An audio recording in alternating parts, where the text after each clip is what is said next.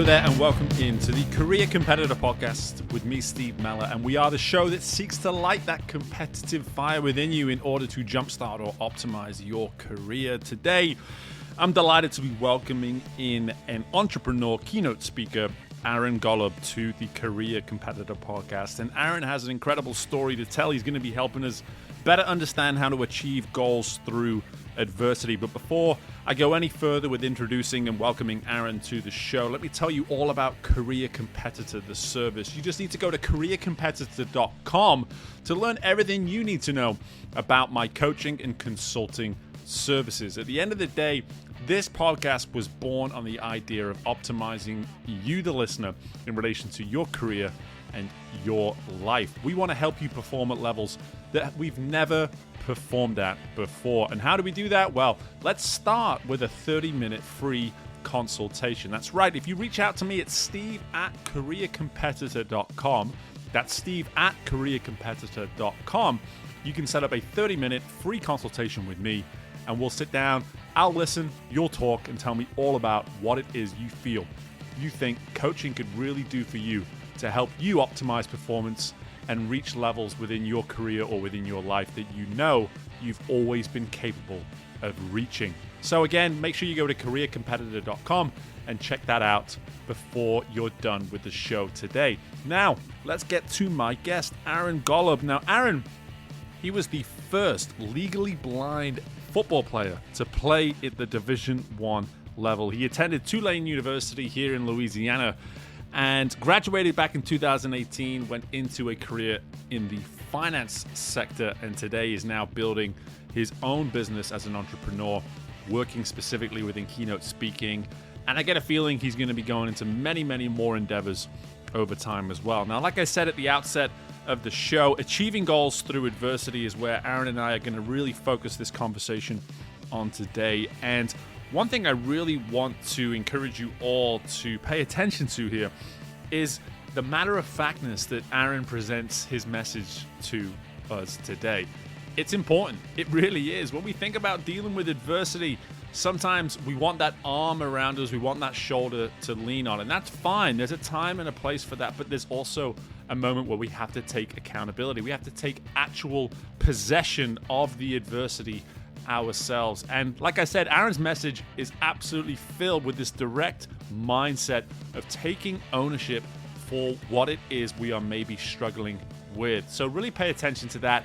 Obviously, plenty more for you to be paying attention to throughout the episode as well. And be sure to hang around at the end where I go over one or two takeaways that I couldn't help but share with you all before we're done here today. But with no further delay, let's welcome in Aaron Golub to the Career Competitor Podcast, and I hope you all enjoy. Okay, well, it gives me great pleasure to welcome in Aaron Golub to the Career Competitor Podcast. Firstly, Aaron, we're talking here on a Monday afternoon for me. You're on the West Coast, Monday morning. How's it going today, man?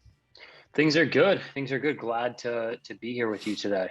Absolutely. I'm so glad that we got connected through the magical world that is LinkedIn, and be able to firstly have a nice chat with you a few weeks back, and definitely couldn't help but resist the temptation to invite you onto the show and have you join everything that we've been doing here through 2022. Lots of specific content, every single person that I talked to. And today we're really going to be hammering home this idea of achieving goals through adversity. So before we go into all the good stuff that we're going to be taking from that, Aaron, why don't you give everyone a good solid introduction of who you are so they can know a little bit more about you.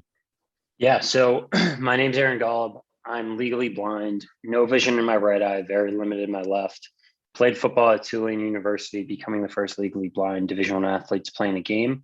Was named a team captain, went on to become an NFL free agent, and now I'm an entrepreneur and a speaker. Yes, and you're how old? Just tell everyone that too. 25. 25. All right, 25. So that's a lot, man. It's a lot already at 25. You are very much well on your way. And tell us a little bit about this entrepreneur spirit, this entrepreneur plan that you have in place right now. What is it specifically that you're really, channeling that energy into? Yeah, the main mission with everything I do is how can I impact other people? There's a lot that goes into being an entrepreneur, building a business, and there's a few key, checkpoints. The number one is, how can I impact other people? And if what I'm doing leads to that path, then great. If it doesn't, then I probably shouldn't be doing it. Number two, obviously, is the activity that I'm doing going to create revenue, going to create profit?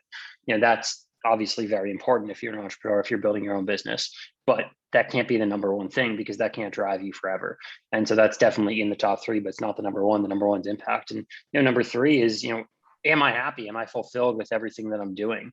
And things that check off all three of those boxes are the activities, are the endeavors that I go for. I'm a huge fan of that approach. I really am. I think it's so easy in the entrepreneur world to have this focus of a specific goal, maybe a specific amount of revenue, a number that you have in mind for clientele, how many people you want to be working with, and all this kind of stuff. And here you are, really going all in on your values, on your values. I mean, look, don't get me wrong. I want to be an 8-9 figure entrepreneur. I want to make a ton of money. Don't get me wrong. Not saying I don't, but that can't be the number one focus. The number one focus is, how do I impact other people? Because at the end of the day, money is fake. Money means nothing. Money is a tool, if you use it right, to leverage relationships, opportunities, things that can create a better life for you. But money doesn't on its own create the life that you want. I can't help but see this as a really nice transition into what you're here to talk about here with us today, because when you talk about the materialistic components, I'm almost hearing it right away that there's this secret to what we're going to be discussing here in terms of achieving these goals through adversities. If we're too focused on the materialistic stuff, if we're too focused on these things that, as you say, really don't hold value in the grand scheme of life, then are they going to be enough to get us through the dark times, through the difficult times? So with that thought in mind, just maybe just add on to that to begin with. I know it's not really a question, but just sort of, what does that sort of prompt you to say, to think? Yeah, I mean, I guess diving into what I talk about when I speak, it's achieving goals through adversity is one of my biggest keynote topics. There's many things I talk on. That's one of my most popular, one of my most common ones. And it's going through, despite the challenges, the adversities, the obstacles that are in your life, how do you shift your mindset, shift your perspective to overcome them, accomplish your goals, and create success? And it's a lot easier than most people think. Most people have this opinion, this idea that the challenges, the adversities, the roadblocks that are in their lives are there and they're happening to them, that they're a victim, that the world is out to get them. And that's just not true. The adversity, the challenge, the obstacles that you face are there for you for a reason. They're there for you to learn, for you to grow, for you to get better. And so one of the things I talk about is being legally blind. For me, that happened for me, not to me. I'm so thankful, so grateful, so blessed that I was born legally blind, because it's allowed me to do incredible things, have amazing experiences, create opportunities that I wouldn't have had if I wasn't legally blind. And because of that, I'm thankful. And basically showing others within my talks, within my speeches, how you can shift your perspective and everything within your daily actions to really think like that and change your life because of that. Yeah, for me, that is just a great way to start this conversation, because I'm immediately reflecting on just my story of getting into entrepreneurship here in the last 6 months. And I went through a pretty crappy month or so in my old job, and you can't help but play victim. You just can't help it. It's this human tendency for us to immediately feel like, why is this happening to me? Why is it happening to me? And the second you started going down this path of for me, immediately my eyes just opened up, and what was all that happening? Things just change. Yeah, things change. It's the trouble that you're going through right now. Instead of focusing in on it and saying, this is a challenge that, my life sucks, this adversity is bad, why is this happening to me? Just make that ask, like, what can I learn from this? How can I grow from this? What is this doing for me? And it might be hard, but if you think hard enough, you can probably find something that you can learn from the situation that you're in. Absolutely. And I think I can't help but want to now just go a little bit back into your story of playing football in college, being that first legally blind D1 football player. Just with that being said, when you enter college and you're dealing with this, what is your first? Because I have to assume you're a competitor, right? You're a competitor, a football player. You're on my show, right? So you're a competitor at heart.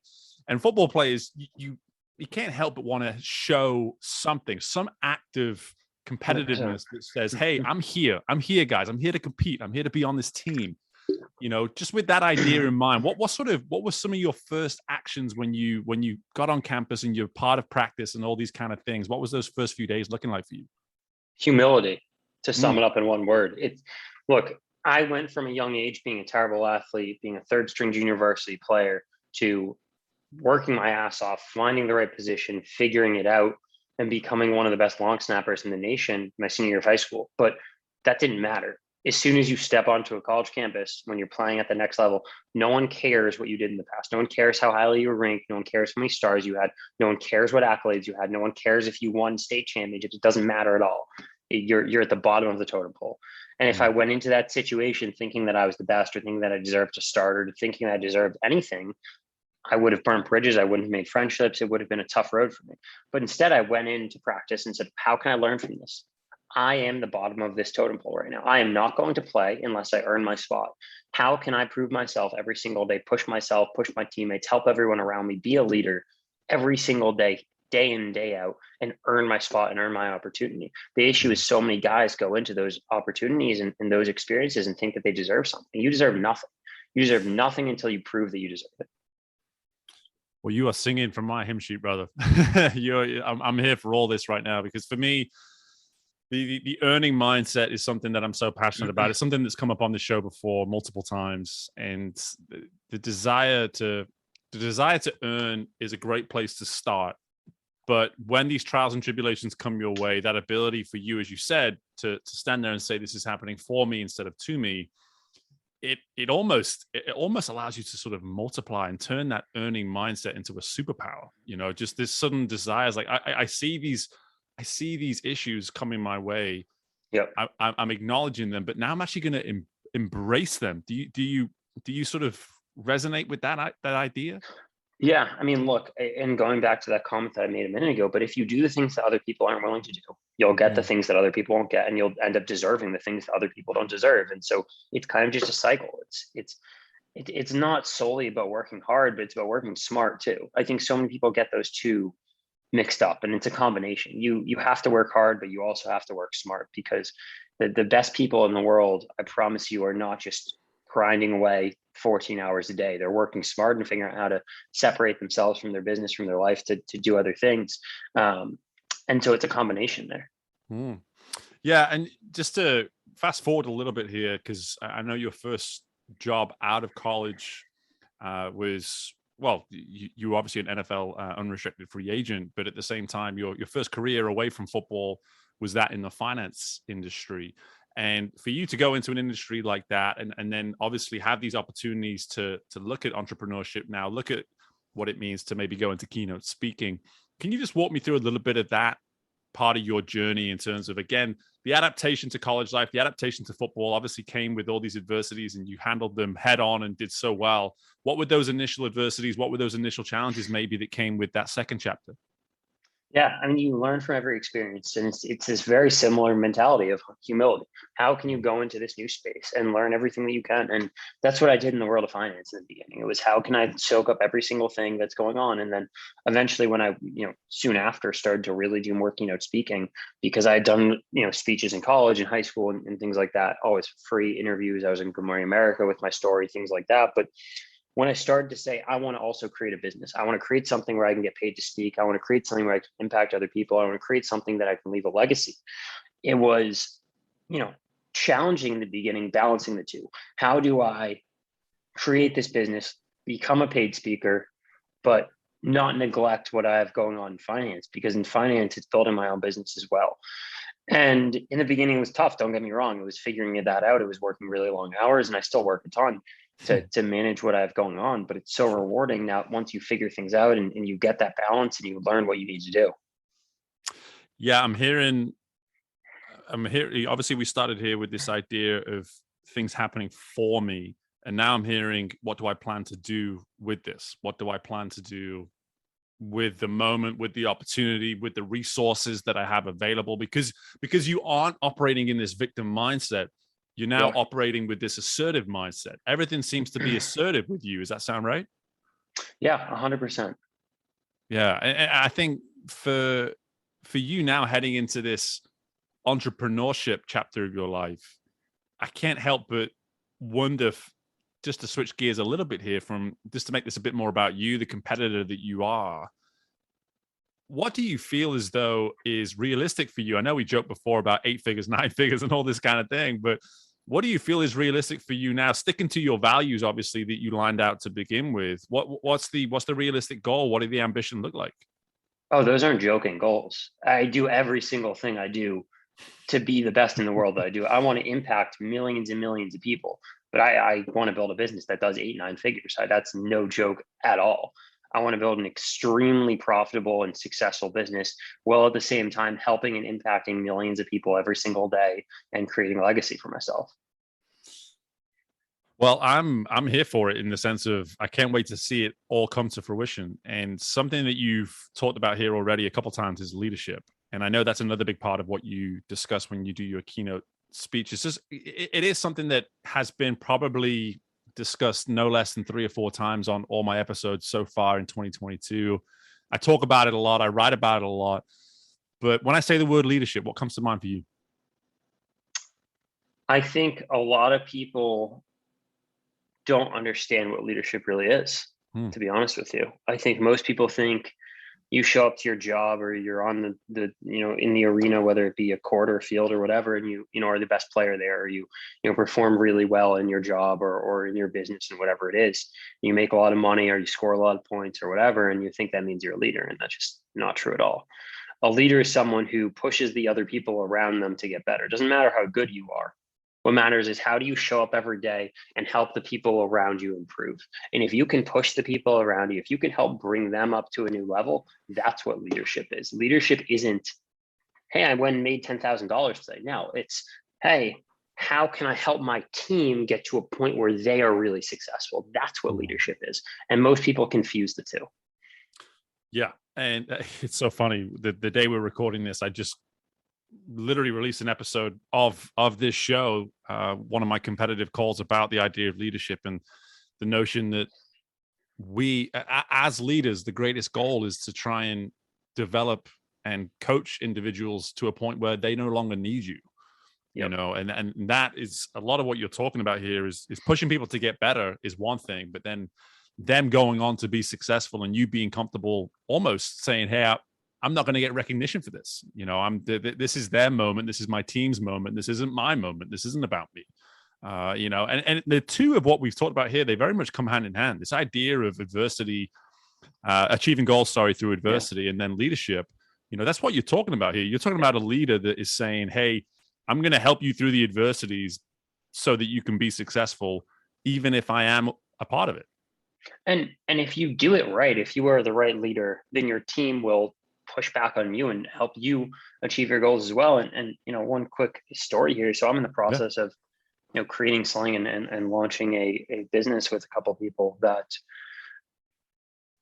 is going to do very well. It's a unique area. It's I'm very excited for it. But I, for a while, was so focused on how can we make this all about us? Because we're all partners in this business, the people I'm working with, and I wanted it to be collaborative. I wanted us to all be, the faces of this. And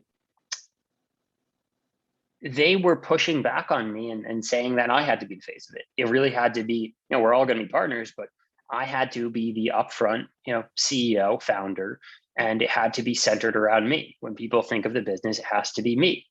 And I had a really hard time with that in the beginning, not because I didn't want that to happen, but because I felt like that, like I wanted them to feel contributed. Like I wanted them to feel a part of the business. I wanted it to be all of us, and it is all of us. But it took me a little bit to understand that, like, it has to be around me because it's centered around my story. It's centered around things that I've done, and they're no less, partners because of that. It's just the best way for us to succeed. And so, because of who I am and how I'm willing to give them opportunities and I want to work with them. And that wasn't what I was looking for. They push to have that happen, and it, will create great things for me, but I'll be able to use it to create great things for them. And I think that's, really an interesting point for a leader. It is. As you're talking, as we're going through this interview, my mind is creating like this triangle and each point of the triangle is at any point that's where the leader may need to be a leader. And the 3 points so far just simply being encouraging people through adversity, the idea of leading when necessary, and then also the ownership side of it, as you're talking about here, just this whole dimension of saying at a certain point someone has to be responsible. At a certain point someone may have to be the face, may have to be the voice on any given moment, and that's about ownership. And as much as clearly so much of what you're about is humility and to a certain point even selflessness, so the idea of then saying, well, now I have to take ownership of this, now I have to be the name, that is, I can see how that can mess with someone for sure. And the thing there is you have to be selfish to end up being selfless. Like you have to take care of yourself first. You have to build something for yourself in order to build something for other people. And, I'm helping build something for all of us, but, the way it worked out is I have to be a little selfish and take credit for it and be the face and the name of it. Absolutely. And almost that exact same sentence has been said on this show before as well. It is one that the first time I heard it's so true. The idea of being selfish to be selfless is for leaders especially, it's massive, and especially for teams too, especially for teams to operate at the best. That mindset is massive. But just as I start to break all this down, Aaron, the one thing I really want to do is be able to give our listeners elements of action steps, call to action, if you will, of, hey, listen, I'm having a bad day, I'm going through this, I'm going through that. Typically, maybe through your keynotes or whether it's through opportunities to coach and mentor, whatever it may be, what tends to be those immediate pieces of insight that you share with people when they are going through some hardships? It's trying to shift your perspective, to be honest. It's really going back to that. How are you able to learn from this, grow from this, and have a better outcome because of it? But it's taking that step back and really doing that deep work and figuring that out, because it's going to be hard to figure out, especially in the beginning. But if you can really focus on that, what are you learning and growing from this, then it will all get better. Yeah, the reflective exercises are they're tough. They are tough. I mean, and that's, you said it yourself. You got to do some deeper work. You got to be willing to take the time and work on this sort of stuff. To the people listening that maybe struggle with that vulnerability, let's say, that comes with that type of a process, any thoughts on maybe what's a great way just to initiate something like that? I mean, there's nothing stopping you from doing it, is my first point, because you can do this exercise and be vulnerable with yourself and not share it with other people. And so, look, yes, it can be hard being vulnerable and being vulnerable with other people. And I understand that, and that might take time. But every single person in the world should be able to be vulnerable with yourself, be vulnerable with your own thoughts, write something down in a journal, whatever it is. If you can't do that, then honestly, I don't know what to tell you. But you got to be able to figure out how to do it at least for yourself. And it's okay if you can't share with other people. That's totally fine. But if you can't be honest and vulnerable with yourself, then you're not going to be able to make a change. Yeah. And to be honest, people that are listening to this show, they don't tune in to not be proactive. A lot of what we discuss on here is to an audience of people that are here for ideas, for thoughts, for ways in which they can maybe challenge themselves. And that vulnerability one is right there at the forefront of everything we're talking about, both from an adversity standpoint and also a leadership standpoint. It's huge. It's absolutely huge. 100%. And so with all this being said, man, I can't thank you enough for the time. We've absolutely flown through the interview. It feels like 20 minutes just went by in a blink of an eye. But usually that just means that the content was pretty damn great. Just before I let you go, though, Aaron, I want people to be able to learn more about you and be able to go access this type of stuff. Where should people go for that sort of thing? Yeah, so my website's aarongolub.com. My social media at Aaron J. Golub on Instagram and Twitter and stuff like that. But look, if I can help in any way, be a part of anything, my email is aaron@aarongolub.com. I give that out in every podcast. 99.9% of people never reach out, but if you do, I will respond to you. And that's why I give it out. So Absolutely. Yeah, I do the same thing. And trust me, 99.9%, they don't reach out either. So don't take it too personally. Well, good stuff. Aaron, honestly, man, this was such a pleasure. I'm glad we were able to do this. And I can't wait to hopefully one day get the opportunity to attend one of these speeches of yours. I'm sure they're pretty fantastic. So thanks again for the time, man. Yeah, thank you. And my thanks again to Aaron for joining us on the show today. As I said there in my introduction, Aaron really gets to the point, right? He makes it really clear that there is ownership that we must take in dealing with our adversities. And he went even one step further in terms of what it is we do as leaders, that ability to take ownership in many ways of the outcome by pouring ourselves into those that we are responsible for, encouraging them to take ownership of the outcome themselves. Yes, our name as a leader will sometimes get attached to the result, but at the same time, we have to empower, we have to encourage those that we're responsible for those themselves to then go on and deal with adversities too. It all is cyclical. It all influences one another. So that's what I really enjoyed specifically about this conversation, was the complementary components of achieving goals through adversity and tying that in with leadership as well. But a big takeaway for me is really just the humility component, the willingness to be bluntly honest with yourself. I have been born, raised, and now am influencing other people from this book of honesty. And I don't mean that in any disrespectful, any mean or abrupt way. Honesty doesn't have to be this aggressive thing. It doesn't. It can be a nurturing skill. It can be an action, if you will, that is taken in order to advance the betterment of somebody else.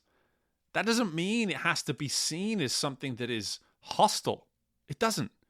We can be honest, we can be direct, we can be open with another person and express through that moment that this is for them to get to a point mentally where they can see that something is happening for them. I love that term. Absolutely love that term. I'm going to be living parts of life now through that perspective of what it means for things to happen for me as opposed to me.